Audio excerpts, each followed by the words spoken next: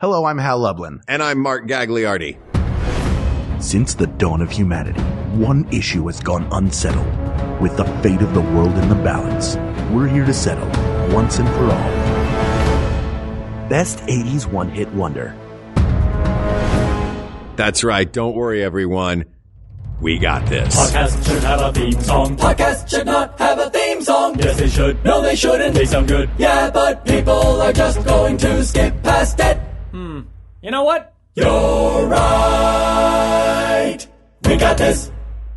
What makes a one-hit wonder, Hal? Is the one-hit wonder the band or is the song the wonder? It's collectively, it's a band that had one hit. They were able to it's very hard as any kind of a band, as Cassandra, who suggested this, probably knows. Hi, Cassandra. Any kind of a hit. I assume Cassandra's in a band like the TV show The Heights. How do you talk to an angel? Exactly.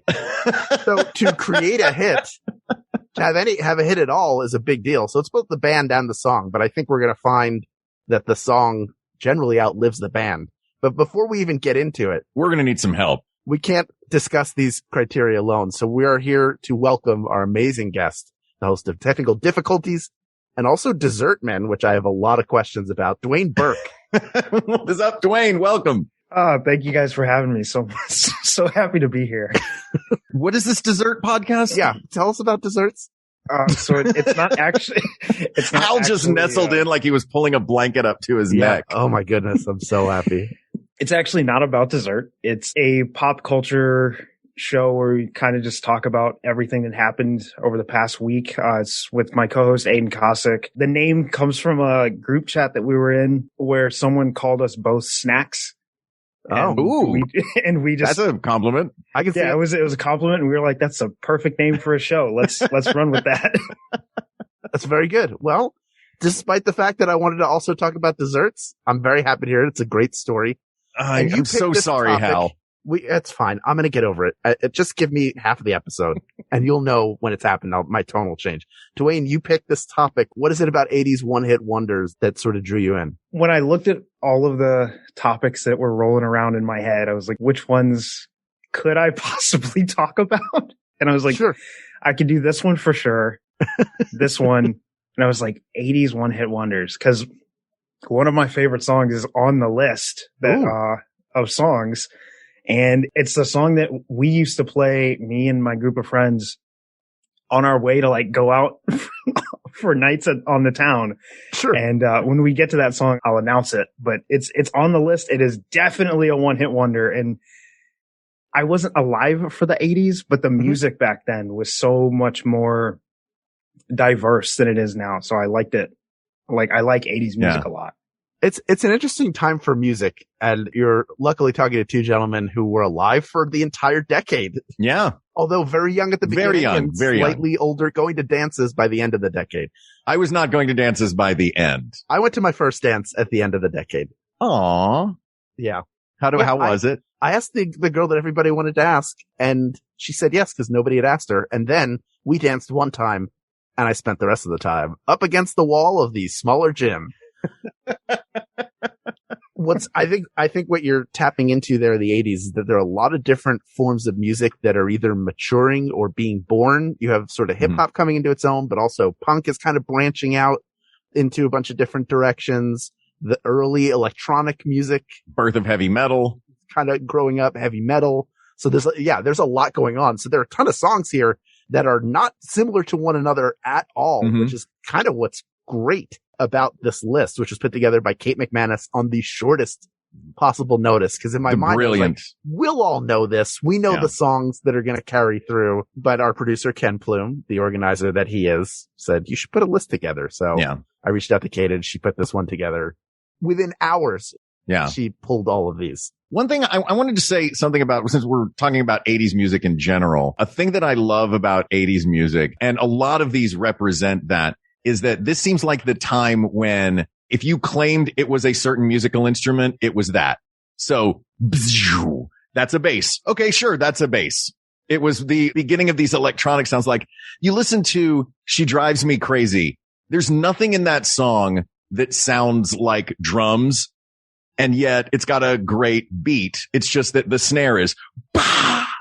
You know, it's like these, like any sound. Is this what the bass is? Great. We'll call that the bass because it's deep. This will be the drum part. This will be the keys part, but it's that sort of electronic coming into the game that is one of the things I love about 80s music. Yeah. As exemplified by many artists that we will not talk about today because Madonna, Prince, Michael Jackson, none of these were one-hit wonders. And that is what we are here to talk about. I think in order to break this down and make it a little bit more manageable, because it is a giant list of songs that we have, I've looked over this a little bit, and I know how you mentioned we want to keep it kind of freewheeling as we usually do, but I think we're going to need some sort of structure to tighten this up just a little bit. So I have pulled, and I will drop in the chat here. Do you know what's happening right now? What's Dwayne? happening? I'm going to go inside baseball because I talked to Dwayne about this before. I said, Mark and I were texting. And Mark said, we have to get this list down. And I was writing back, we should keep it freestyling. And now Mark has hijacked while on the air structure of this episode live on air. I've hijacked the structure of almost 300 episodes, Hal. You are the freewheeling of the two of us. I am the structureman. Oh, yeah. You are Lucy forever pulling the episode football away from me as I try to kick it. Dwayne, what do you think in terms of criteria? What are you looking for when you think about the best 80s one-hit wonder, best one-hit wonder in any decade? What are some of the things that you're looking for that would make it stand out as the top choice? A big one for me is, can you identify the time? When you hear it, you're like, oh yeah, that's an 80s song. Like, you know that came out in the 80s. Oh, cool. Okay. Representative of the decade. That's a good one. Cause if it's not indicative of when it came out, like, it's hard to say it's the best 80s one-hit wonder. Maybe it's the best, like, all-time one-hit wonder if you can't identify it. But, like, it should really be exemplary of the period and when it came out. Like, I think that's the biggest one for me is, can you identify when it came out? I love that. Knowing that the topic is 1980s one-hit wonder, focusing specifically on the 1980s element of it. Yeah. Even looking at any like hit song, not by one hit wonder, I for some reason, the first thing that came to my head was Satisfaction by the Rolling Stones. There's no doubt when you hear it that it was made in the 60s, particularly the late 60s. However, you don't think about it as the 60s because it has transcended that. It's more of a representative of the genre than it is like, I'm flashing back to the 60s. There's part of that, is a big part of it, but I don't think it's the majority part of it. So that's a really good thing to look for. I want to add on to that it is, not only is it representative of the 80s, but it has far outlived that decade, that it continues to find some form of relevance where people might recognize it. Like, that is the great, these bands all had one big hit. And for some of them, it was the only hit of any, you know, they may have had some limited success and been able to continue. But for some of them, this is their only shot. So for it to live on beyond them, you know, that they maintain some sort of relevance now 30 to 40 years later, even though it's emblematic of that particular decade. So I think that would be a criteria. Mark, what do you have?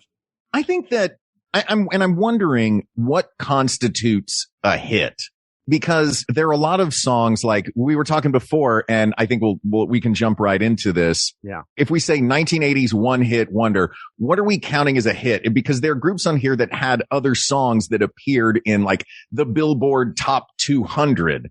But, you know, I'm never going to go out and get Rick Astley's greatest hits, because I really only know him from one song. Now, Rick Astley's not on this list because he did have a couple of other songs that did well, but there are some groups on here. And why don't we just jump right in and start with 1980? All right. You want to go by year? I think going by year will be the easiest. And then we'll come up with our top 10 out of that. Okay. And then we will pick ours out of the top 10. So if we start with 1980, I think there are really two major contenders in this. And that is Lips Inc.'s Funky Town and Devo's Whip It.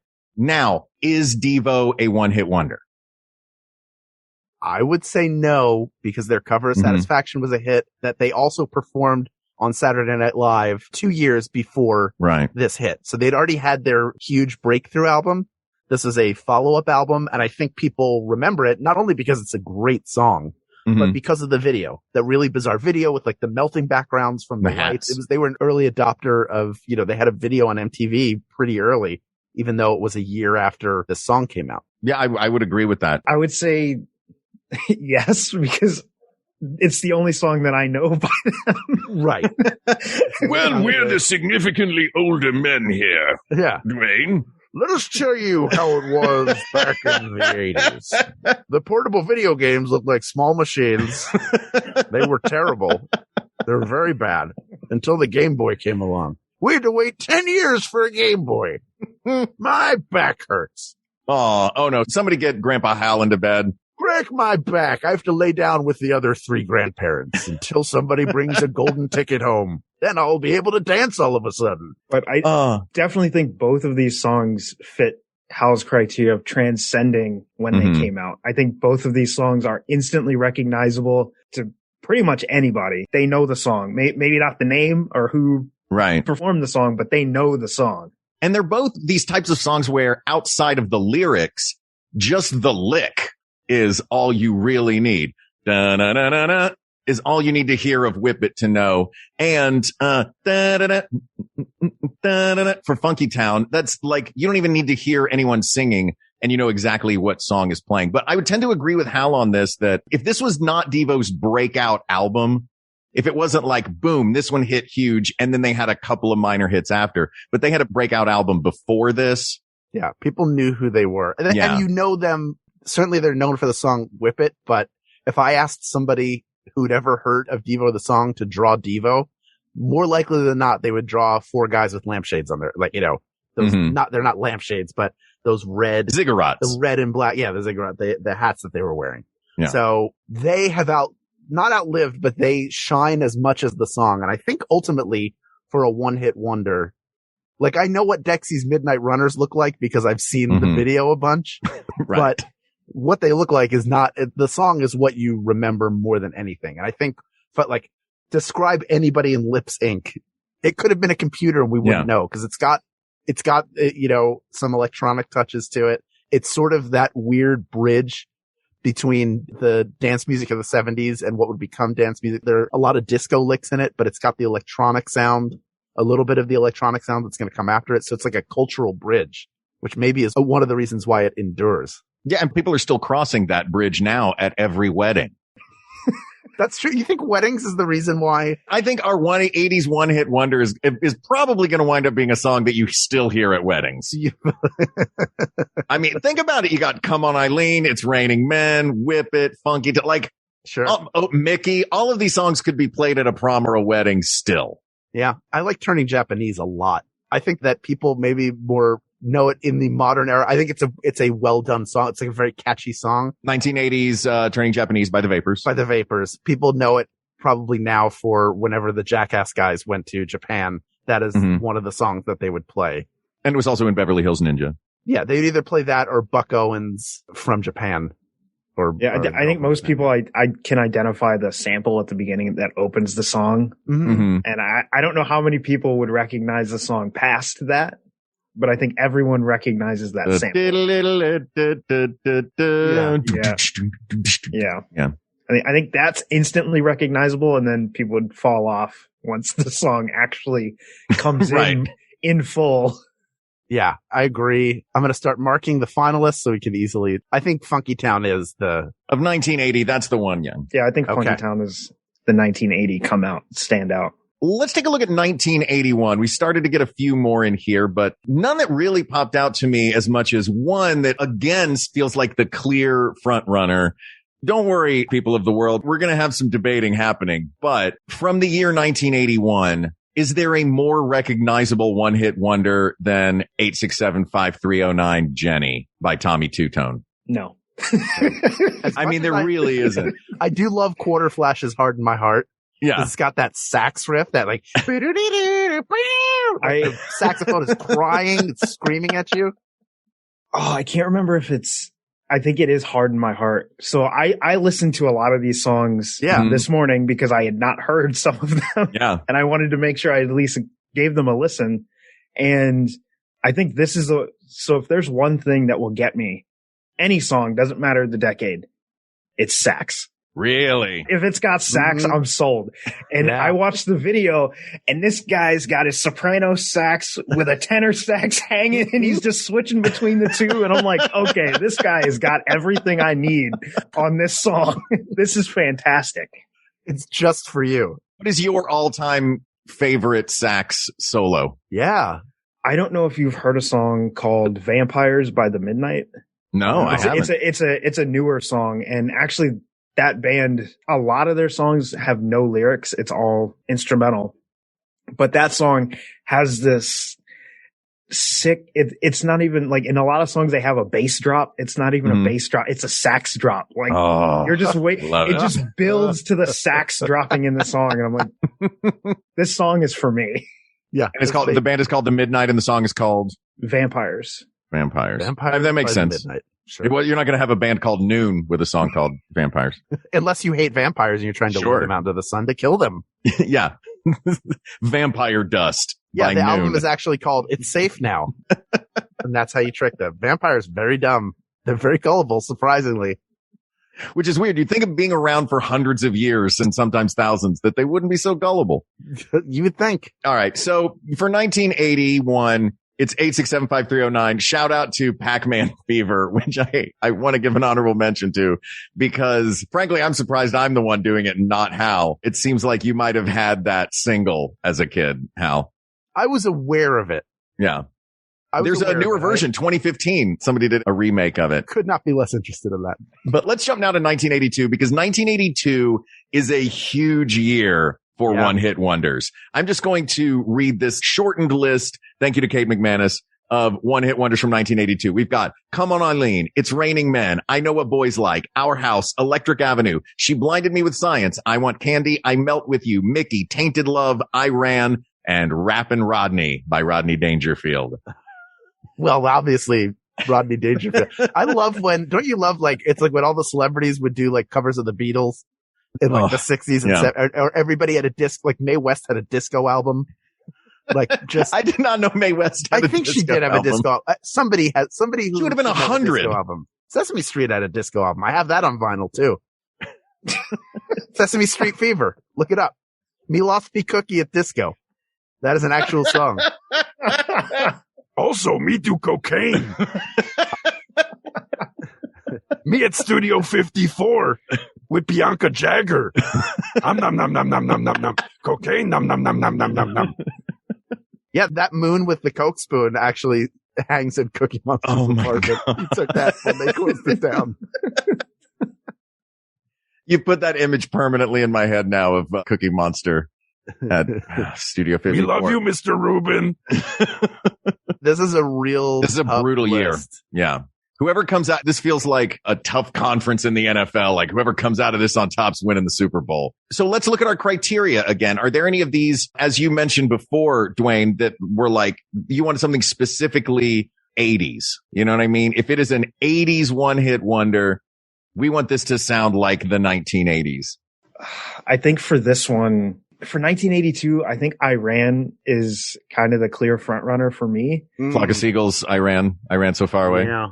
Mainly because some of the other songs have been remade since, and I identify that version of the song more, especially like Tainted Love. Like I don't identify this version of Tainted Love. Like there's some that have come since that I'm like, that's like, I think Beyonce did a version of it for the 50 Shades of Grey soundtrack. Yeah. Their version also was a cover. The movie is, the movie, you know, say what you will, but her version of that song is like, it's ridiculous. And we can't mess with Beyonce. Yeah. Like nobody can touch Beyonce. I think I think if you ask anyone to say like, what's a song that is like the perfect example of the 80s, I think that might be the one 60% of people pick.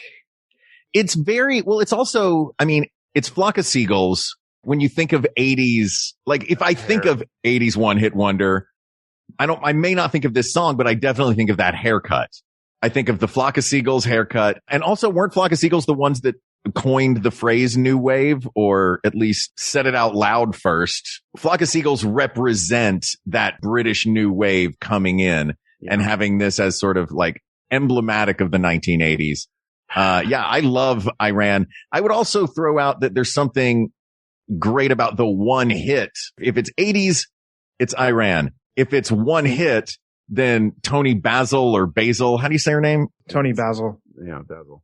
Mickey feels like the perfect example of this is just that one song that you do on a whim. Weren't you telling me this story, Hal? Yeah, she was a dancer. So the video centers heavily around choreography. I think even, Mark, you may be too young to remember how big of a hit this song was. It was everywhere when it came out, and people were doing the, hey, Mickey, you're so fine. And that has lived on too. That experienced a little resurgence when Bring It On came out in 2000. So that also feels very 80s to me. Something like the ones that feel like It's Raining Men feels like it came out in the 70s. It feels like I just love that song though. It does feel straight up like a disco song. Yeah. There are other ones like Our House is not as big a hit as Iran. It might not be as iconic, but I think it might be. Does the quality of the song matter? I think it does. I think it does, because with Our House, until I looked it up, I thought the song was older than it actually is. I thought that was something that came out in the 70s. Like, all right. Because I used to see it on the, this is something anyone younger listening to the show won't remember, but all of us will. Back in like the 90s, the compilation CD collections that you used to be able to get. Scroll the names, and then the yellow one is the one that's playing at the moment. But I remember Our House was in one of those collections, and that was the first time I'd ever heard the song, and I found it and listened to it, and I liked the song. But I always thought it was older. I thought it was like a 70s song. Well, there's the older Our House, right? There's the Crosby, Stills, Nash. Our house is a very, very, very fine house with two cats in the yard. This is this Our House. Yeah. In the middle of the street. Yep. Honestly, I think the best song out of this list, the music video for I Want Candy. And that's another thing we got to think of. Some of these have amazing music videos. I Want Candy, the music video of them just buried on the beach up to their necks and singing this sort of kind of classic pop tune is a lot of fun. I think the best song on this list is probably I Melt With You. I was about to say the same thing scanning this. I was going to throw in for She Blinded Me With Science, which is super fun. Thomas iconic Dolby. In a million different ways. Yeah. Kind of has become a Halloween song. Yeah, it's the Mad Scientist song. Yeah. But it's a really well done piece of music. But I Melt With You is definitely the best. I would say it's the best song. Musically, it's the best song. Yeah. So if we're looking now at, Come On Eileen, No Love for Come On Eileen, which arguably is the definition of a one-hit wonder, is Dexy's Midnight Runners. It feels like it could be in the 90s. It feels like it could be at a few different, I would put it 80s or beyond. It almost feels like the great grandfather of Mumford and Sons. Is it the overalls? I was going to say that. Yeah. I think it's the open of the song too gives it that kind of like, what's the right word to describe it? Like a folksy, the Irish folk tune. The folk pop kind of like feel to it. And I think I would like the song more if that carried through the song. All the way. Like blung, blah, blung, ding, ding, ding, ding, no, the very big it starts with like it starts like a chieftain song. Oh yeah. And then it goes into that the bass line is really what roots it and plants it in the 80s. It is kind of perfect though, in that it's like you get 4 or 5 songs in one with Come On Eileen. There's the slow down part. It's so many. It's like, hey, you know how most songs are verse, chorus, bridge, chorus. This is like, how about we do a song that's just bridge, bridge, bridge, bridge, bridge, bridge, bridge. What's also interesting is and I still think that I would still pick Iran, but I Know What Boys Like. Yes. I think that was the foundation for what we got in the 90s with like Britney Spears and Christina Aguilera and that like, I don't want to say this the wrong way, but that formulaic pop sound. Yes. That you get with, like Genie in a Bottle and Oops, I Did It Again, like that kind of repetitive earwormy pop song. Like I think I Know What Boys Like kind of set the tone and launched that. Yeah. The melody of it is almost like a schoolyard taunt. Yeah. I know what boys like. I know what boys want. Yeah. That, it also feels like a movie, like a song that has been in a trillion movies. Cause I immediately think of a number of movies in the 80s none of which may have had the song in it or just the general type of. You just assume it was in it? Well, it's almost like, it makes me think about Bachelor Party, in which the band that they had play did not do this. The song that they did was, "Why do good girls like bad boys?" Do, do, do, do, do, do, do, which has the same flavor as this, but it feels like a song that has no doubt been in a ton of different soundtracks. But I dare you to name one right now. That's right. You can't. I'm not even going to. Valley Girl. Was it in Valley Girl? Every song was in Valley Girl. It was probably in Valley Girl, but yeah, we can't confirm it. So let's just say that's a W for us. So that's right. Oh, yeah. This is so hard. 1982 is the hardest. It's definitely the hardest year out of all of these. The electronic aspects of Mickey rooted in make it a really 80s song. Because I was going to say, what we really remember is the cheerleader aspect of it, and the clapping pattern is really easy. We can all join in with it. It's a very easy song to have people involved. Do you think that people really, when you think, if somebody says, sing the song Mickey right now, nobody's going to jump right to, you take me by the heart when you take me by the hand. They're going to go, oh, Mickey, you're so fine. You're so, it's that like that acapella part that is. They're not going to say, oh, Mickey, what a pity you don't understand. Yeah. Take me by the heart when you take me by the hand. Or, oh, Ricky, it's what a pity. Don't you understand? Every day's a rerun when the laughter's always canned. Thank you, Weird Al. Oh yeah, does a Weird Al covering the song make it? Does that give it extra points? Because I will say, out of all of these, when Punk Goes did their Punk Goes 80s album, only one of these songs was covered, and that's I Ran. What is Punk Goes? So it's a like compilation album that a bunch of different punk bands will do covers of whatever the theme of the album is. So I think they've done 3 Punk Goes 80s by now. Oh, cool. They do like Punk Goes Hip Hop, Punk Goes Christmas, and they just send a band a song and like they record their version of that song. That's awesome. I mean, I'm a huge Me First and the Gimme Gimmes fan. So and that's all they do is just punk versions of course, their Broadway album is my favorite. Of course it is. But yeah, I'm going to check that out. This episode is great because it's just giving me a whole list of things that I need to listen to. I need to listen to The Midnight. I need to listen to Punk Goes. I knew this. You guys keep doing the episode. I'm just going to take notes. Did Asia have more than one hit? Oh, they did. No, I don't think they did. What was Asia's one hit? Heat of the Moment? I don't know. Where's Heat of the Moment? Was that 1982 also? Yes. Jeez. This is so difficult. They were a supergroup. Asia was a supergroup. See, okay. Does a supergroup count? Because there are also like Phil Collins and so-and-so, or Jackson Brown and so-and-so. The Traveling Wilburys is a supergroup. Sure. The ultimate supergroup. But I wouldn't call the Traveling Wilburys a one-hit wonder. And name another song they did outside of Handle with Care. I'll wait. The Walls Came Down. Is that true? Or are you just making one? All the way to hell, never saw them when they're standing, never saw them when they fell. Stop making up a song right now. It's very insulting. This is my improv training coming in. Oh, look, for the 1980s-ness of it, you have made an appealing case, Dwayne, and I'm 100% down for I Ran.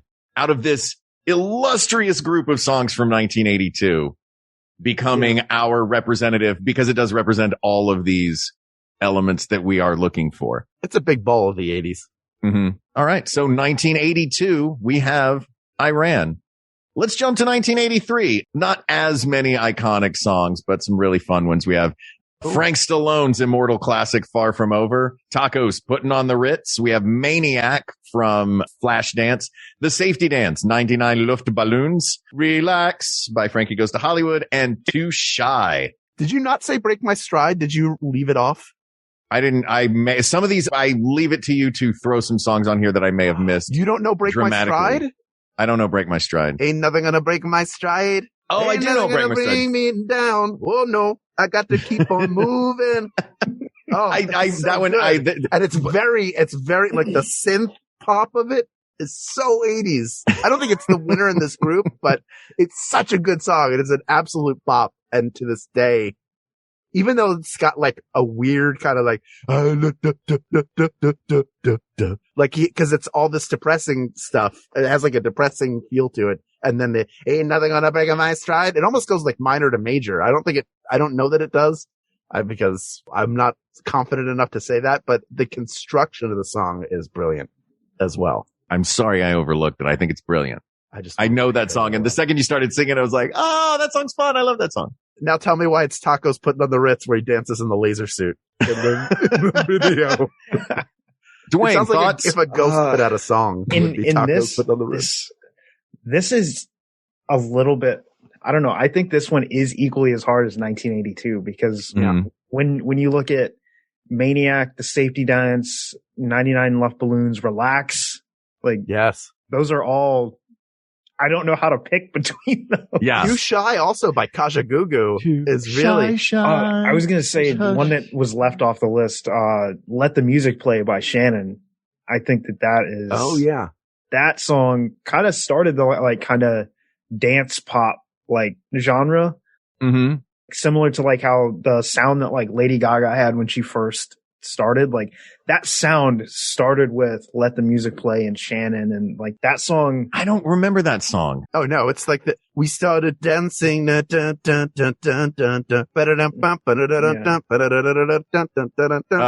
Yeah. Hold on a like second. You'll recognize it when you hear it. It's like, cause I was like, I don't think I've heard that song. And I listened to it and I was like, no, I know this song. Yeah. I'm going to overlook some songs on this. The fun thing about that song is the melody over the top of it. That's very sort of legato, and like in the video, everybody's in tuxedos and ball gowns, but it's got this like driving 80s beat underneath it. It's a fun song. I think that also similar to I Know What Boys Like that kind of, those two together kind of moving into the 90s kind of developed like what pop music was going to become and how it was going to influence, you know, clubs and bars or wherever people go to dance, like the type of music that's played in those spaces. Like this was one of those songs that helped push that sound. It's kind of directly related to Rockwell's Somebody's Watching Me. It has a very similar beat to it. Like you could almost sing, I always feel like somebody's watching me over Let the Music Play, over parts of it at least. They're so similar to one another. It almost sounds I'm like accusing Rockwell of stealing is what I'm doing That's right fair. now on this podcast. Rockwell, you've gotten away with this for long enough. We're coming for you, Rockwell. 36 years you got away with this. It's time to pay the piper, who is Shannon. Let the Music Play also sounds like a precursor to a Whitney Houston song. Doesn't it sound like pre-Whitney? Mm-hmm. Like Whitney when the Polaroid first comes out of the camera and then it gets into better focus later in the 80s with I Want to Dance with Somebody. Oh yeah, definitely. Yeah. There are some other great songs on this list. The Safety Dance is a weird blast of a song. Mm-hmm. I've always been partial to 99 Luftballons. Do you like the English or the German version? I like the German version. Sure. Of course you do. Because why not? Of course. I know a lot of songs in English. I don't know that many songs in German. I mean, I think we sang a couple of them in high school ensemble. We had a couple of German tunes. It also teaches you the importance of the song. If you listen to the German and don't speak German, you still enjoy it a great deal. Like you don't have to know, like, I don't remember. All I know is it's 99 red balloons. I couldn't tell you anything else from the English lyrics, like what the story of the song is. No memory of that, but it's really catchy. I know the general, like, if you asked me what the lyrics were, I would be like, I do why my dynamite. Like, that's all I know the words to be. And that is the English version I'm doing, not the German version. So it speaks to how well constructed a song it is. Do you guys generally music or lyrics people? I'm both, actually. Yeah. Because for me, I grew up listening to a ton of like rap and hip hop. And the lyrics are incredibly important. But if your lyrics don't match the rhythm, I would be like, okay, this is so bad. Yeah. like if you hear like some rappers, you're just like, ooh, man, you do not know how to ride a beat. Like you got to figure that out before you try. Get on that surfboard and ride that wave, man. Your lyrics are too good. There's a whole mood to this. Like the lyrics can be great, but if it doesn't ride the beat the right way or the delivery's not quite there, it can throw the whole song off. So yes. Yeah, Agreed. I agree. I think they kind of go hand in hand. I think the music is what brings you in and gets your attention, and the lyrics make you lean forward. I like that. Ultimately, the music should serve the lyrics. generally you might write your lyrics first and then match them to a tune. And then it's even more important. You've got to pick the right music, or in the case of hip hop, if you don't have a tune that you're singing, the beat and samples, whatever you do to generally create the mood are super important to serve those lyrics. So the lyrics are paramount, but the music is also super important. And there are instrumental tracks that completely blow that out of the water. But when they're both there, but then 99 Luftballons, like, I couldn't lyrics tell don't you matter, the lyrics, but I love the song. I know balloons, but again, 99 and balloons. The music will make you remember. That's the recognizability. And then the lyrics, I think, are the things that stick with you at a deeper level. Yeah. If they're really good lyrics. So I'm looking at this list now and I'm just laughing at myself thinking about Frank Stallone's Far From Over because it is just a fun over the top. It's from Staying Alive. Yeah. The sequel it's when, Tony's trying to become a dancer on Broadway. That is the sequel to Saturday Night Fever. And then Putting on the Ritz does sound like somebody took a spooky old record and had a ghost record some electronic music under it. But it's fun. But I mean, Shannon's Let the Music Play seems like, if not a song of its absolute moment, a song that is launching moments to come. You know what I mean? Yeah. Yeah. I keep coming back to Maniac though. Here's the weird thing about Maniac is it's a song about a serial killer that I think Michael Sembello tried to write for Michael Jackson. Oh yeah. Michael Jackson wasn't interested in it. Then all of a sudden it gets included in Flashdance and becomes, again, in the same way that Mickey did, it was like the song that was everywhere. And we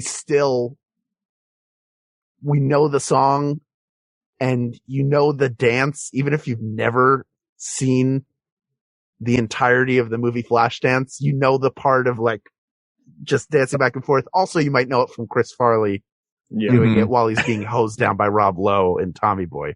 Hey, how is this song about a serial killer? That was what it was originally written about. It became Maniac on the Floor. The lyrics were changed. Yes, but there's still parts of it that feel like, is this about a serial killer? Is this song about a serial killer? Did they just say something cuts like a knife? That but it then feels, also use Maniac? I don't know. It feels like you're just pulling random words out of the song and follow the money, Mark.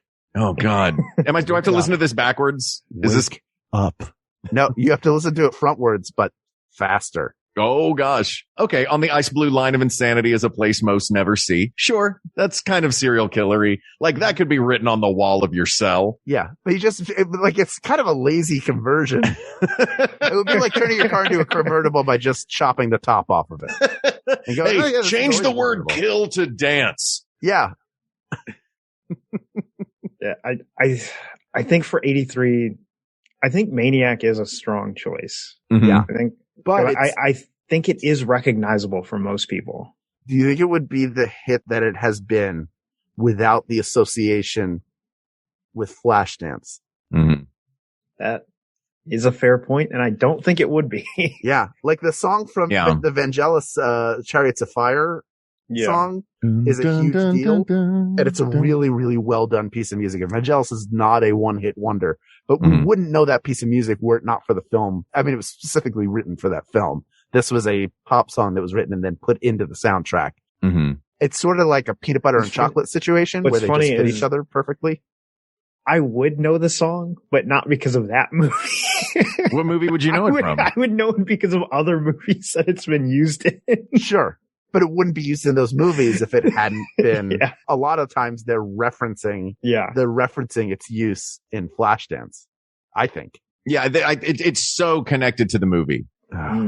With that in mind, that moves me more to 99 Luftballons. Yeah. Then I think this is a hard one. 83 and 82 are both really hard. These 2 years are hard. These 2 years are really hard. I think it might be 99 Luftballons because if you're using the song, although it's also a song that's been covered that came around in the 2000 teen comedy era. They're like, we should cover this. Let's do our version of it. But the original is very 80s. There is something, if you're making a piece of culture now that's about the 80s, this is a song you would probably include. If you're making The Wedding Singer now again, instead of it being 7 years removed. And I think it's just a delightful song. You know what I mean? Part of it is once we get past all of the other criteria that we've laid down, it's just which songs do we like the best too? You know what I mean? And I think 99 Luftballons, it's got sort of that Dexy's Midnight Runner element of it where it changes. It's got a lot of variety within the song. I will say this, and I know we don't curse on this podcast. And Ken's going to have to bleep me. Go on. But Too Shy just like straight up. It does.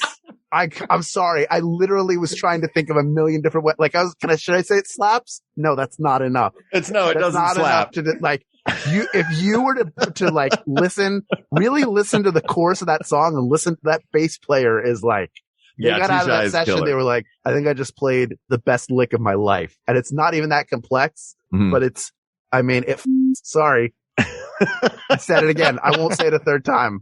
That's the rule of twos. I will. That song. See, there you go. Sorry for any kids listening. They won't hear it. They'll just have to imagine. God, we said is really good. Yeah. Guys, 1983 is so hard. Yeah. I think it is. I think it's 99 Luftballons. I think it's 99 Luftballons too. All right. Done. We have to leave 1983. We got an easy one. We got an easy palate cleanser before we get to 1985. That is 1984. I think there are really two contenders in this one, and that is Tenderness and Somebody's Watching Me. Thoughts, gentlemen? Sing a little Tenderness for me, Mark. Dun, dun, dun, dun, dun, dun, tenderness. It's got like the bells like that play the melody and it's just like fun and poppy and you don't want to do Easy Lover, although Phil Collins is in. I love that Phil Collins snuck. How on earth did Phil Collins sneak onto this list? That's why I did not put him on here. I did not put him on here for 1984 because Phil Collins, you are not a one-hit wonder. It is sneaky his best song of the 80s, isn't it? Easy Lover? She's an easy lover. I don't know, man. He had some amazing tunes in the 80s. The Genesis alone was incredible. It slaps, but that's a whole band. That's not just him. That's true. I mean, that was Peter Gabriel's band before it was his band. I think this one is an easy one. I think it's Somebody's Watching Me. Yeah, I think you're right. Yeah? Oh, yeah, I think that's I was a wrestling fan as a kid. Who used this one? Obsession was at the end of the weekly show. So it would be like now the most problematic wrestler in the world, like doing his muscle poses on freeze frame. And you get that dun, dun, dun, dun, dun, dun, dun, dun, dun, dun, dun, dun. She's an obsession. I mean, it's a very 80s song. I'm sorry. I wasn't listening as you were doing that because you said the most problematic wrestler. And I started scrolling in my brain through 80s wrestlers and I realized it could have been any of them. That list is longer than a CVS receipt. Yeah. But, it's just it's a very good song, as is Tenderness. Mm-hmm. But I think it's Somebody's Watching Me. Yeah. All right.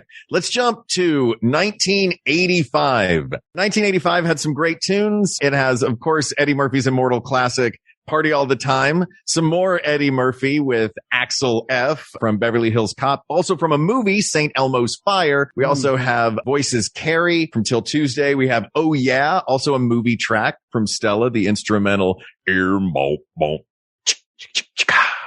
Then we have You Spin Me Round and Take On Me by Aha. Arguably one of the greatest music videos of all time. Oh. I would say, I'm going to go out and I'm going to say I can eliminate right now, I think. Party All the Time. I think I can eliminate, we can eliminate Party All the Time. That's only in there because I wanted to mention it. But yeah, we're not going to talk about Boogie in Your Butt. That wasn't a big hit. Boogie in Your Butt, but the Boogie in Your Butt. I think we can eliminate Oh Yeah because Stella had another song. Stella had The Chase. The remember that song? That was also Stella. So I'm going to say, Stella, you're amazing. Oh Yeah is a great song from Ferris Bueller's Day Off. But this feels like the movie year. All of these songs are very cinematic. What do you guys think? I think that's indicative of the previous 4 years in the 80s and what made some of those songs that we've already talked about explode. Mm-hmm. And that's why the movies that they were in. Yeah. And so the biggest hits of 1985 were all songs that were used in movies. But I wouldn't want to eliminate Party All the Time because I actually really like that song. But look, it's a good song, but can we call Eddie Murphy a one-hit wonder? I mean, True. musically. Musically, yes, he's a one-hit wonder, but was not a hit for him. Oh my God. The guy was cinematically was a hit machine for 2 decades. Right. That's fair. That's fair. But this is the crossover, and it was a big hit. This is like this. It's like talking about Michael Jordan's baseball career. Yeah, this is like the beginning of the height of his powers. Mm-hmm. I'd say from like 85 to, let's say 90, 91 is like the prime, because this is the same year or maybe a year after Delirious, which was a huge hit. Yeah. And then he does Raw in here. He does Coming to America. Beverly Hills Cop was the year before, maybe 84, maybe 83. Oh my God, just the 80s. He just owned the 80s. I mean, he's Eddie Murphy's. And then if you haven't seen Dolomite Is My Name, you should go watch that because absolutely he's still amazing. And the Coming to America sequel, I thought was good. I enjoyed it. I can't also top the enjoyed original. it. Yeah.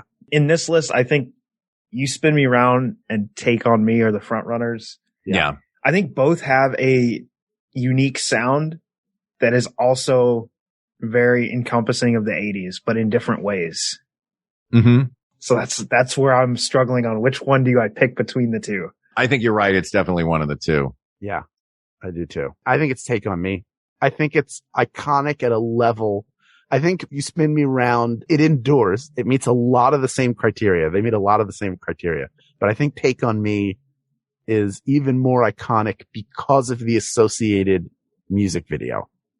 Yeah. I mean, that is a landmark music video that's still like, we still make fun of it. It's still like, I think Family Guy did a version of it. Mm-hmm. I used to do my impression of it all the time at the very end, which throwing myself against walls and then looking up while breathing and sweating. Like every aspect of it endures. Even the band, I think, is still around. Are they really? Mm-hmm. Good on them. They might be the only one-hit wonder that's still playing out of this list. You mentioned the music video. I think that music in the 1980s is so identified by music videos and MTV and so associated with that, where Dwayne, you mentioned before, like wanting the most 80s. I think that the one-hit wonder with the most iconic music video is going to have to go to the finals as an iconically 80s one-hit wonder. So I was trying to like pick. So I was just like sitting here singing them in my head. I was like, okay, so let me sing them in my head and see which one really I'm going to go with. And I think Take on Me is the clear choice when I do that. Yeah. Yeah. And also it's in the new Elephant Love medley in the Broadway version of Moulin Rouge. Okay, I'll stop. I wish you would. It's weird. I also want to just point out before we leave this year that Voices Carry, while it was the one big hit for Till Tuesday, was written by someone who's had multiple hits since, which is Amy Mann. Yeah. She's no one-hit wonder. Yes. She's a multiple hit wonder. All right. Mm-hmm. So now we've gotten through the first 5 years of the decade. Let's take a break. Great. So everybody can hear a few fine words from Maximum Fun and maybe some other people. I can't predict what you're going to hear next. Yeah, we get an email about it every week. Oh, yeah. Right. We'll find out later. Don't worry. Oh, you're good. going to love it though. And we'll be right back.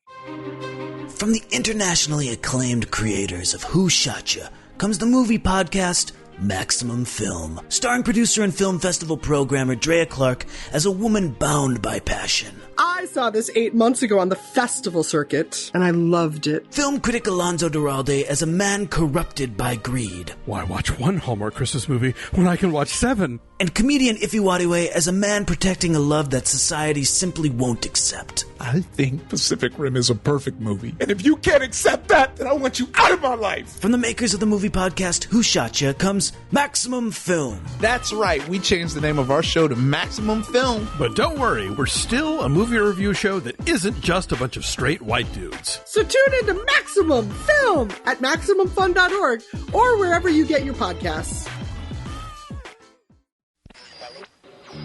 Welcome back to Fireside Chat on KMAX. With me in studio to take your calls is the dopest duo on the West Coast, Oliver Wong and Morgan Rhodes. Go ahead, caller. Hey, I'm looking for a music podcast that's insightful and thoughtful, but also helps me discover artists and albums that I've never heard of. Yeah, man. Sounds like you need to listen to Heat Rocks. Every week, myself, and I'm Morgan Rhodes, and my co-host here, Oliver Wong, talk to influential guests about a canonical album that has changed their lives. Guests like Moby, Open Mike Eagle, talk about albums by Prince, Joni Mitchell, and so much more.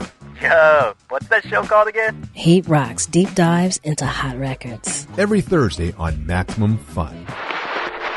Let's jump back in. Let's talk about 1986. Here are our finalists for 1986. Lady in Red, Keep Your Hands to Yourself, The Future So Bright I Gotta Wear Shades, Two of Hearts, and I Just Died in Your Arms. Thoughts, gents? So 1986 is the year that the song that I was talking about earlier. It's one of my favorite songs of all time. And it was our jam headed to the club back in my glory days. And that's We Don't Have to Take Our Clothes Off by Jermaine Stewart. Oh my God. I left that one off. I apologize. That song is hilarious. And Jermaine Stewart's voice is bonkers high pitched voice. Yeah. Like I absolutely love everything about that song. I honestly, I left it off because I had not heard it until today. And I did not realize, that to you and your buddies that this was, such an iconic tune. That's actually when I was looking at the list of topics, that's the reason I picked this one is because I was like, this song is the reason because I love that song. Tell those who don't know this song all about this song, which also has a hilarious title. We Don't Have to Take Our Clothes Off. Yeah. So this song is all about, from a man's perspective, not having to go out to the club, meet someone, and hook up with them on the first night in order to have a good time. It's a lovely sentiment. Yeah, it's a lovely sentiment, and it's in the 80s. Strange to be coming from a man's perspective, given a lot of the cultural references that we have from then, Wall Street and movies like that, and the culture that kind of promoted. This on the other side of it. And I think for me, it was the beat and the melody of it is so 80s, and for such a serious. So the first time I ever heard the song, it was a cover of the song, and it's like slowed down. It's stripped down. It's just piano. It's slow tempo. And I was like, I want to hear the original version of this song. And then I went and listened to it. I was like, it's so up tempo and so happy and like fun loving. And I was like, this song is so hype. And I don't know why. I just love this song.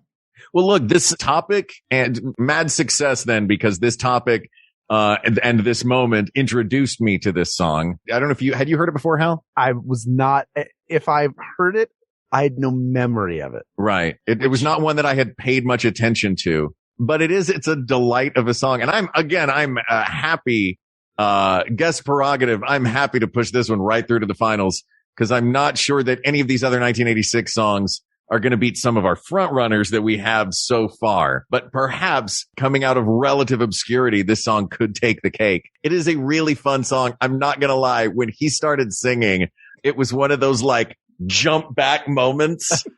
like, oh my, like he has sort of like a very high pitched young Michael Jackson kind of voice, which I guess was, around the same time. What I always thought about when I listened to this song is he was achieving what Eddie Murphy was trying to do with Party All the Time. He did it. He was the successful one. Like that's what it's, cause when I heard it for the first time, I was like, this sounds a lot like Eddie Murphy on Party All the Time, but like not like he's straining and like blowing his voice out trying to do it. Right. I mean, Jermaine Stewart has an incredible voice. And it has a song convention that would become used in many other songs, especially in the 90s, which is that like, like, oh, did somebody start and stop a drill real quick? Or is that her engine revving? Like that little piece is in there. It is a very good song. I wonder, and I'm okay bringing it through. I do want to talk about a couple of the other songs. I was just going to say, let's talk about some of these other ones. There are 4 that stand out to me, and none of them are by Don Johnson. One of them is Krista Berg's Lady in Red, because when you were in the late 80s, when you went to your first dance, or even the early 90s, when it was time to slow dance, this song came on. This was the slow dancing song. And I think it's survived to an extent, but maybe not as much as a couple of the other ones. Two of Hearts is a really nice bop. Yeah. I don't know that it's similarly survived as much. I think it's out there. The future's so bright, I gotta wear shades.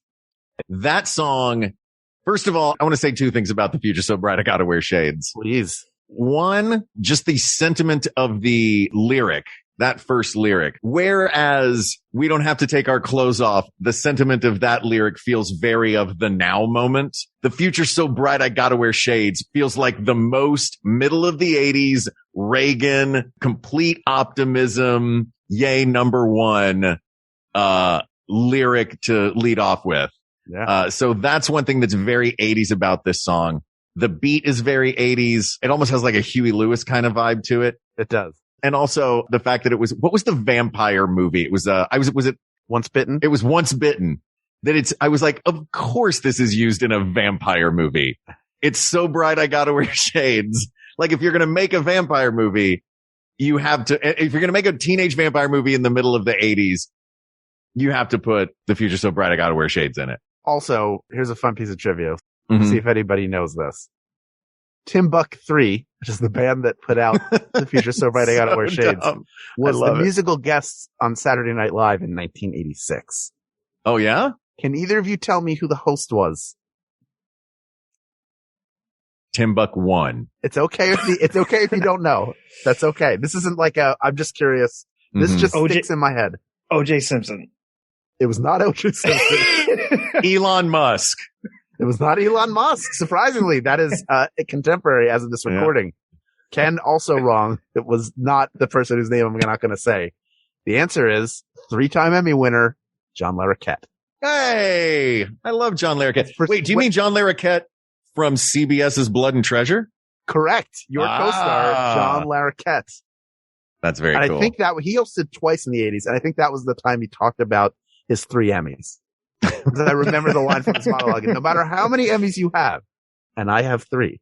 Like he kept referencing that. But that was it. We've got a great show. Timbuk 3 is here. But the Don Pardo, 3. I just remember musical guest Timbuk 3 and your host, John Larroquette. That is seared into my memory. Did you have that one on? Did you like VHS that one and just play it over and over again? Or? No, but I was heavily watching at that time. That's the reboot year with Dana Carvey. Like that is one of the best years in the history of the show. Yeah. In terms of the amount of talent they had in the cast. But I digress. Also, I Just Died in Your Arms by Cutting Crew.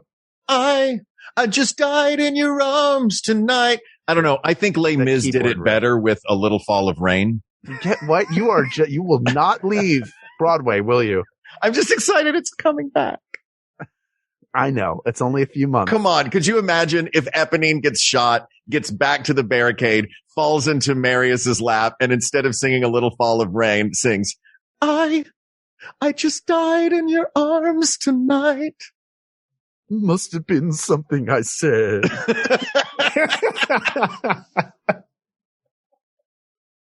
I'm fine we don't have to take our clothes off. Yeah. I think it is a wonderfully 1986 song. I don't know how much it survived, but I think it's, a lot of these songs have a limited shelf life outside of the 80s and 90s. I mean, some of them have made it out a little bit, but I think it's okay. And I also don't think the winner, spoiler alert, is coming out of 1986. No. But if it introduces, the people of the world that don't know this song to this song, I'm happy to put it on a pedestal.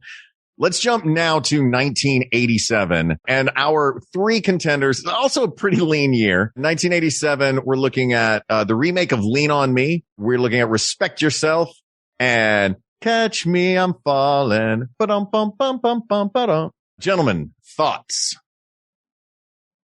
Respect Yourself, by the way, by Bruce Willis, which might also take it out of contention. You mean Bruno? Bruno? Not Bruce Willis, by Bruno. I would have taken his cover of Under the Boardwalk if I was going to take anything off of that album.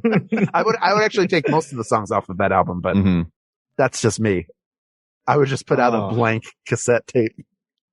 Just imagine what it would be like if Bruce Willis made music and do that. I don't even know where to go with this year. I mean, 1987 was not great for one-hit wonders. Maybe it was a great year for Madonna, Prince, and Michael Jackson. I don't know. Can we just pick another one from 1982? Yeah, I mean, it's just... Yeah, if our other one from 1987 is Mickey from 1982.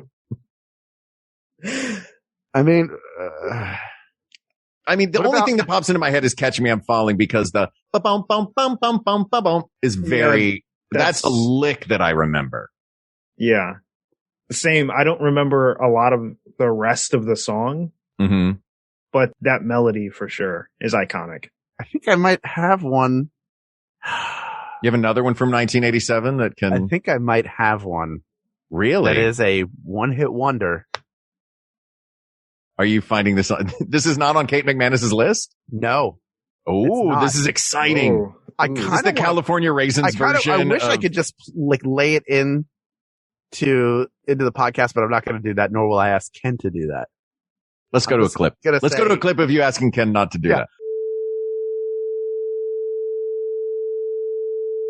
Look, because I'm recording this in a closet, and because there's no air circulating, do you know how I'm feeling? Oh, no. Yeah. Are you feeling hot, hot, hot? Yes, I am feeling hot, hot, hot. You know what? Buster Poindexter. Okay, hold on a second. Yes. Buster Poindexter David was Johansen. originally from the New York Dolls. Yes. But that said, is Buster Poindexter a one-hit wonder? I mean, he went and created a new personality. Right, of course. So this would be separate. That's to say, like, David Johansen is the performer. That's a good question. Dwayne, what do you think? If he was part of a band that had some success, I don't know if they had any top hits, did they? No, but they were like underground big. People knew who New York Dolls were. I'll be honest. I know the song. I don't know who the person or the band he was in prior is. So and that sounds like a one-hit wonder to me. So I would say yes. Oh, I think, isn't that what this is about? If that qualifies, if Buster Poindexter counts as a one-hit wonder, played by David Johansen from the New York Dolls, a persona, then I think that's gotta be the winner from 1987. I think so. Because everybody knows Hot, Hot, Hot. Yeah. I think so too. Look at that. That's fun. If you don't recognize the performer, have you seen Scrooged, Dwayne? Yes. He's the ghost of Christmas Past. Okay. The taxi driver. That's David Johansen. Okay. I'm the ghost. That guy. Oh, I can't believe we dropped in one and it actually look at took that the category. And it totally did. Well, look, it took a pretty easy year. Yeah, it did. That wasn't It's like Crash winning Best Picture.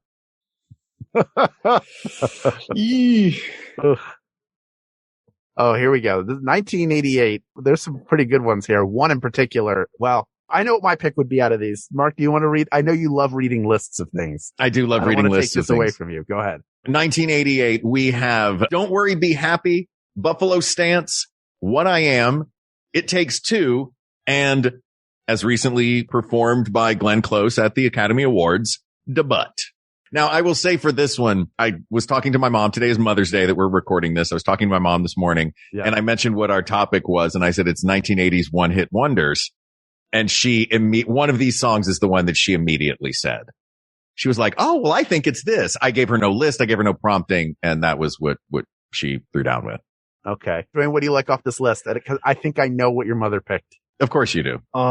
For me, it's a clear far and away winner, and it Takes Two. I think that song is so iconic, just like not only amongst people who are like rap and hip hop fans, but just in general in the world. Like that song is instantly recognizable.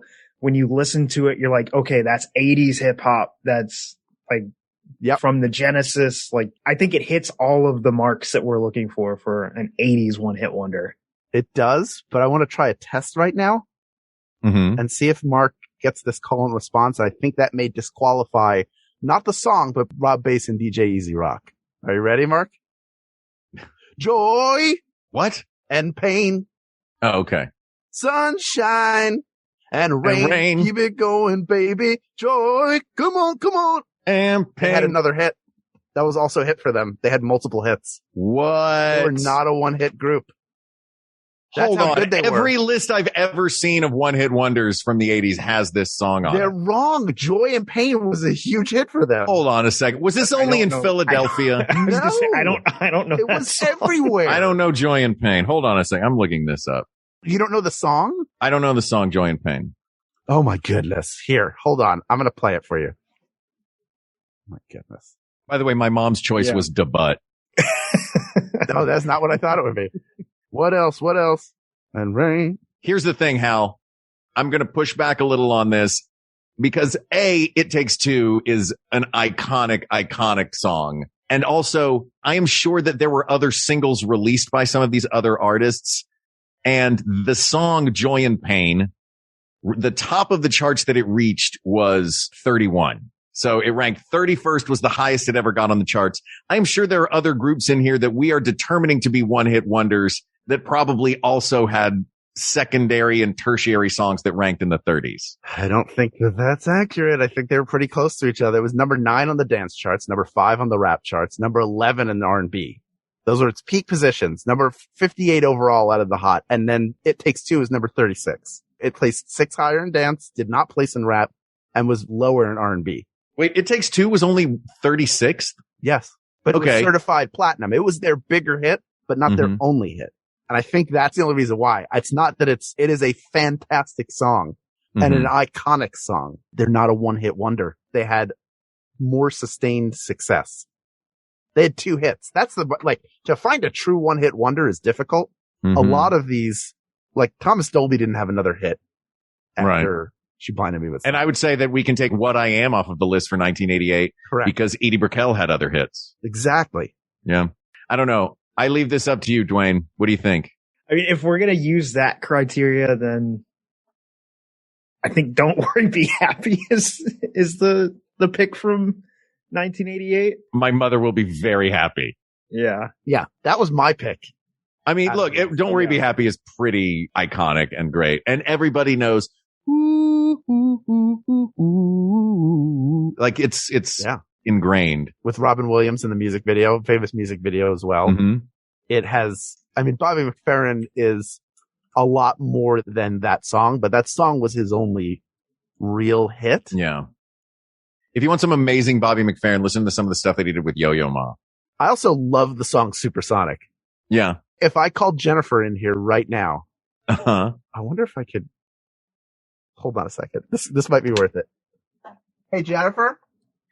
No. It's always a treat when Jennifer comes in. Hold on, let me grab her real quick. This will definitely be worth it. All right. Go ahead, Jennifer. Can you speak? Hi, everybody. Can you Hi, hear Jen. Jennifer? Hello. All right. Jennifer, Yeah. I'm going to start a lyric. I want you to just finish it.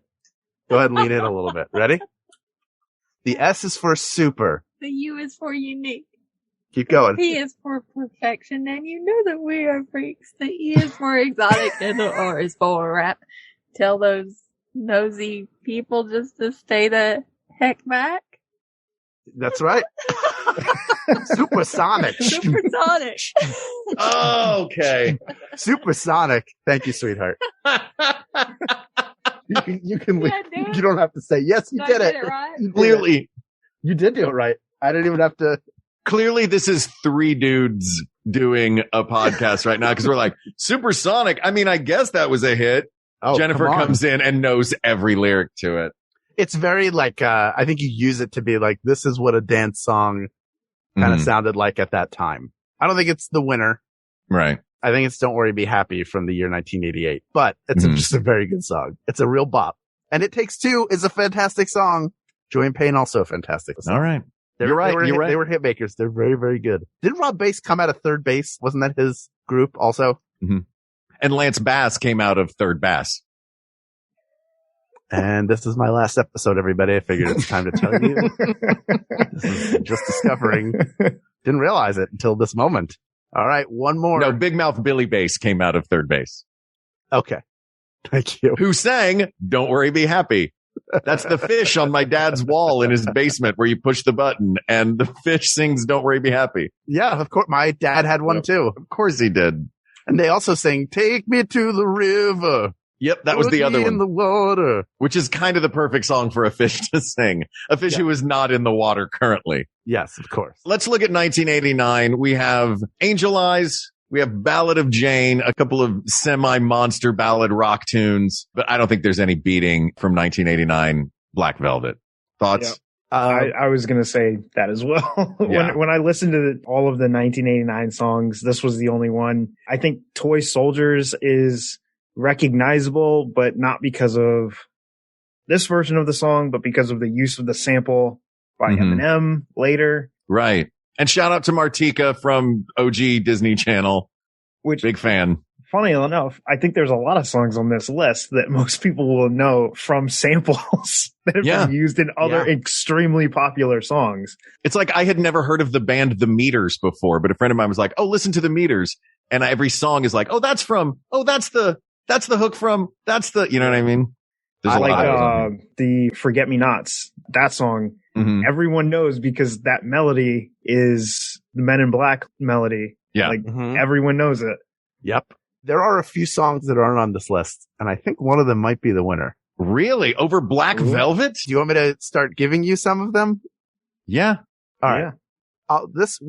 These are proper one-hit wonders. Yeah. Are you saying that Kate McManus did an No, she was under duress, put together a great list, and she always says add as appropriate. She did this is a great list. Absolutely. But this here's a tale for all the fellas trying to do what the ladies tell us. Get shot down because you're overzealous. Play hard to get. Females get jealous. Okay, Smarty. Go to a party. Girls are scantily clad and showing body. You know what we're saying. Just Bust a Move by Young MC off of Stone Cold Rapper, 1989. Was that Young MC's only hit? Correct.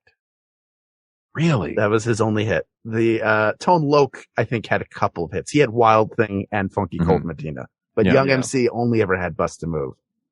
So I think that one needs to... Will you add that, Mark? Yeah. Will you add a line for that? Sure. I mean... that changes things. It does change. It does. Black Velvet is a nearly perfect song, but Bust a Move is... Actually, Bust a Move is... You threw a memory in my head. Talking to a friend of mine, one of the funniest, dumbest things that eventually became a runner was, hey man, you want to go to a party? Okay, Smarty. And then Smarty became synonymous with, hey, there's a party tonight. If he called and it was Tommy. My buddy Tommy called and he was like, hey, Smarty. I was like, oh, are we going to a party? Is Tommy the one who was run over doing that weird skating thing you guys did? Yes. We miss you, Tommy. Yeah. Earth's missing one of its angels. Yeah. No, that was the hill that killed Peter. There's the hill one that of killed the Peter. singles here. The hill that killed Peter. Oh my God. By the Pasadenas. Here's another one. I don't think this will win, but this is another big song, which is Once Bitten, Twice Shy by Great White. Yeah, I don't think it beats Bust a Move or Black Velvet. All right, I have one. This is by does a whole new does Part of Your World count? I don't know if Jodie Benson ever had another hit. No, get out of here. She did. She had the other songs she had all the songs off that album. They were all hits. That's fair. All right. This is also from 1989. This is by the band Was Not Was. And all I'm going to do, I can say two things. First, I'll say, open the door, get on the floor. Everybody walk the dinosaur? Dinosaur. Or I could say, boom, boom, akalaka laka boom, boom, boom, akalaka. Akalaka boom, boom. That is a very 80s song. It is very 80s. It came in right under the wire in 89. Yeah, it sure did. It is a lot of fun. Again, I don't know. I don't know. What are your thoughts on this, Dwayne? I don't think it beats Black Velvet or Bust a Move. I think those are our two horses in the race. I think Black Velvet and Bust a Move are the choices. And I think and this is just a little bit biased based off what we've already got on the list, kind of. Black Velvet, we don't have anything that's really that like 80s rock, like sound. Yeah. We don't have any like hair metal. Yeah. Yeah. Yeah. Because none of that we didn't get a lot of one-hit wonders of those types of artists, but this gives us a chance to kind of highlight that, because that's also an incredibly iconic sound of the 80s, is that hair metal sound. I wouldn't necessarily call Black Velvet the hair metal sound, but it's the most adjacent to it. But yeah, I guess I never thought about that. A lot of the hair metal bands, they would have one huge hit and then one like little hit that would kick them out of the running. You know what I mean? Mm-hmm. Saigon Kick's Love Is on the Way is a great song, but I'm pretty sure Saigon Kick charted with one other song, so it takes them out of the mix. Yeah, I think it is Black Velvet. I think it's such a good song too. Mm-hmm. It has like a Bonnie Tyler feel to it. Yeah. Yeah, it's just, and it's one of those, it's just, I think it loses a few points for sounding, it sounds timeless to me. When I saw that it was 1989, I was like, I thought that was later. I thought that was like a 90s song, but it does feel like a song out of time. But boy, is it good. So we have our list of finalists, yes? Yep. Yeah, we do. Yep. All right, Hal, can you read that for us? I'm now going to filter and show only our finalists. Oh. Revealed for the very first time. We have Funky Town by Lips Inc. 867-5309/Jenny by Tommy Two-Tone. I Ran So Far Away by A Flock of Seagulls. 99 Luftballons by Nena. Somebody's Watching Me by Rockwell. Aha's Take on Me. We Don't Have to Take Our Clothes Off from Jermaine Stewart. Buster Poindexter's Hot, Hot, Hot. Bobby McFerrin's Don't Worry, Be Happy. And finally, in that smooth southern style, it's Black Velvet by Alana Miles. That's coming up next on WWGT Radio. But first, here's a power block of the early version of Michael Sembello's music that is all about serial killers and their victims. I have a thought of what might be the case, and I don't know it to be true. So I'm going to try.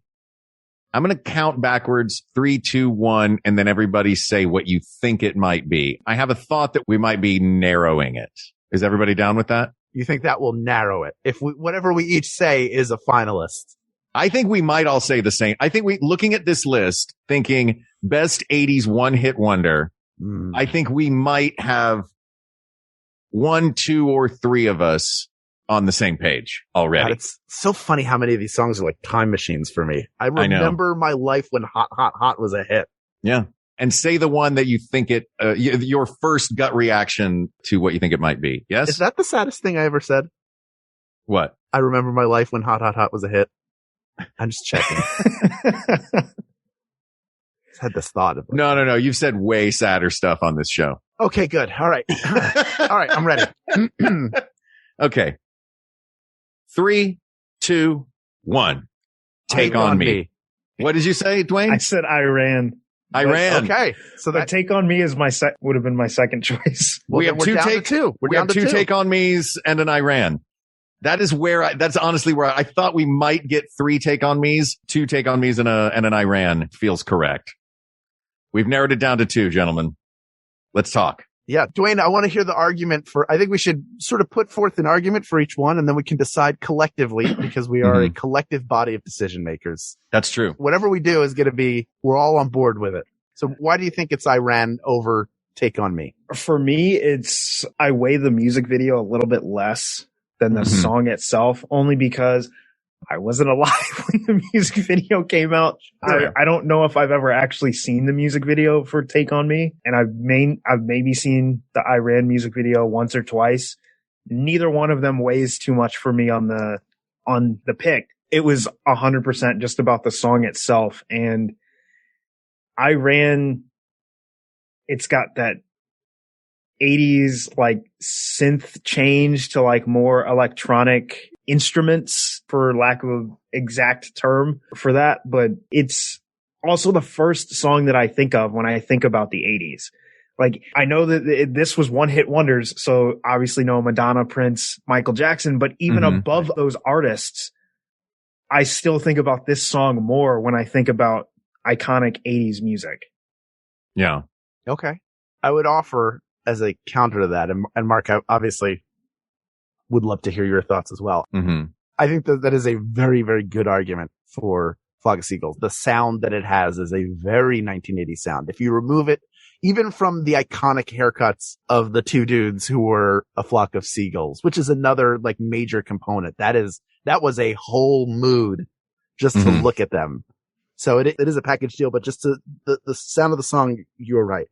I think what maybe gets forgotten with Aha is how heavily synthesized it is. Everything from the drums either sound overproduced or synthesized.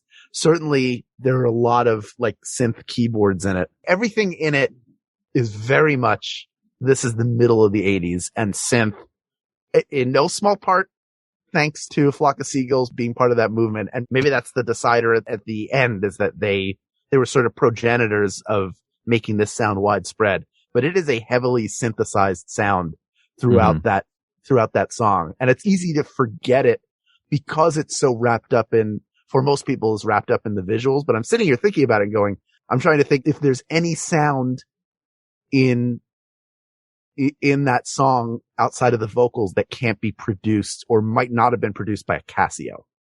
And I don't know if I can pick something out that wasn't a synthesized sound. Mark, where's your head? I honestly, for me, it's just, it comes down to the song that I just like the most. And for me, I just have an affinity for the song Take On Me. I love the crazy high note in the chorus. I love the variety within the song. But with Iran, I love that synthesized drum sound that feels so aside from all the other synthesized instruments, that synthesizer drum that they have, especially at the end of the like pause, when it kicks back in right in there, that to me is what the 80s sound like. So if we are using, I don't know. This is hard. This is tough. I will stand by my original Aha Take On Me, but I do not hate the idea of Iran winning this. I wonder if Take On Me has ascended the 80s too much. If one of our criteria is this is a song of the 80s, I wonder if, the visuals of it, because really the visuals are so heavily tied to it that sure. I know they did a commercial a few years ago that played with this idea, and it certainly was a throwback and a flashback, but it kind of has moved beyond it being the year 1985. It is a seminal piece of 80s music and a seminal piece of 80s culture when taken as a whole. But I wonder if there's just no, there's something about 80s and A Flock of Seagulls. It just feels like something about it feels right. Yeah, that's why I went with, because I think if we're talking about the song that I actually like more, I think I do like Take On Me more as a song. But when I'm trying to pick the 80s one-hit wonder, there's just something so undeniable about Iran and A Flock of Seagulls that I'm like, that is the 80s one-hit wonder. Yeah, if Flock of Seagulls walked into a room in any year other than the year that this song came out, you would think that they had been in a time machine. Whether that was them showing up in 2021 and you're like, oh my God, these guys from the 80s are here. Or if it was the 1950s and it was, oh my God, these guys from the future are here. They are so visually of the moment, their look. I think the sound is very of its time. Yeah, I mean, Flock of Seagulls is kind of the butt of jokes about one-hit wonders. Like I said, I have no problem with it being either of these. I am fully down for Iran taking the win in this, specifically because the first criteria that you mentioned, Dwain, was the 1980s-ness of it. That combined with Hal just now saying that Iran has surpassed the 1980s and moved into, I don't know, let's say Broadway in the year 2021 with Moulin Rouge the musical. You shoehorned another one in there. You son of a gun. You know what? You know what I did after I shoehorned that in so that you couldn't attack me and tackle me? What? I ran, Hal. I ran so far away.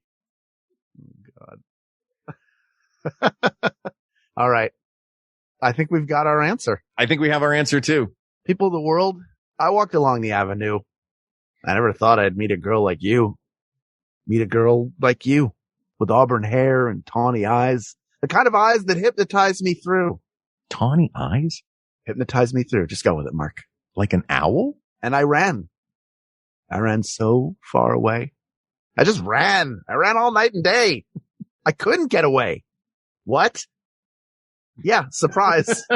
Spend the rest of your life trying to figure out just that part of it. And you will find yourself embroiled in a web of lies and conspiracies masquerading as the greatest 80s one-hit wonder, as decided here today for all time, forever. The 80s are closed. They've already happened. There aren't any new 80s hits coming out. Even the undiscovered stuff cannot beat the greatest 80s one-hit wonder. From A Flock of Seagulls, I Ran. Off of the album, also called A Flock of Seagulls. Asked and answered. Dwayne Burke, thanks for coming on the show today. This was a delight. Yeah, it was an absolute pleasure getting to talk about, for once getting to talk about music. I spend so much time talking about movies and TV, but talking music is a lot of fun too. Oh, let's get him back for a movie or TV one that he doesn't want to talk trapped about. him. Yeah, he's got him now. We lured him in. We had music. That's right. That's like the hanging alien bits that Chewbacca grabs a hold of. Well, where can people find you? What do you want to know about? What projects are you excited about? The floor is yours. Yeah, if anyone wants to find me, you can find me at Burke Made. Literally any platform, if I'm on it, that's my handle on it. I was lucky enough to find one that was free everywhere. Nice. On my YouTube channel every Wednesday at 4 p.m. Pacific for technical difficulties. It's a live stream where I will walk through some broadcast engineering stuff and show you how to do it. Last week was it last week? Maybe not last week, but one of these weeks I showed how to make a $35 webcam look like a DSLR. Wow. So really, I got to go watch this. That's one of my favorite episodes that I've done. On Fridays is the show you guys love the name of, Dessert Men Live. That's Friday at 11 a.m. Pacific, where I talk about movies, TV, general pop culture, and then dessert. And dessert.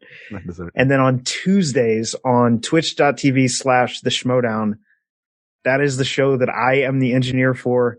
It is a live movie trivia competition. Ooh. It is the gold standard in movie trivia. It is so much fun. We've combined movie trivia with wrestling and storylines and personalities to create this ridiculous show that is so much fun to produce and so much fun to watch. So please check it out. You are the Ryan Seacrest of online content. There is not a day that you don't have a show going live, it seems. Yeah. And I just want to say for the record, Schmodown knows that if they invited you and I on, Mark, that we would never lose. So we will never stop asking. Yeah. Yeah. Stop asking right here, right now, Dwayne. But yeah, stop it. This topic is closed, but there are many more topics to discuss. So please reach out to us on Twitter at WeGotThisTweets, or you can email us at WeGotThisPodcast@gmail.com, or go to our Facebook group. Talk about your favorite 80s one-hit wonders. Play videos of them in there like I was playing unwittingly during the recording of this episode. That's Facebook.com/groups/WeGotThisPodcast. Thank you to producer Ken Plume, researcher Kate McManus, graphic designer Uri Kelman, and QA engineer Jen Alba. And thanks, of course, to our musicians, Jonathan Dinerstein and Mike Furman, for our score and theme song, respectively. And thanks to you, the people of the world, for giving us a chance to sit down with Dwayne and talk about our collective, all three of us, our childhoods in the 80s, right, Dwayne? Mm-hmm. Yeah, absolutely. Thank you. For Hal Lublin, I'm Mark Gagliardi. For Mark Gagliardi, I'm Hal Lublin. Don't worry, everybody. We got this. We got this. MaximumFun.org. Comedy and culture. Artist owned. Audience supported.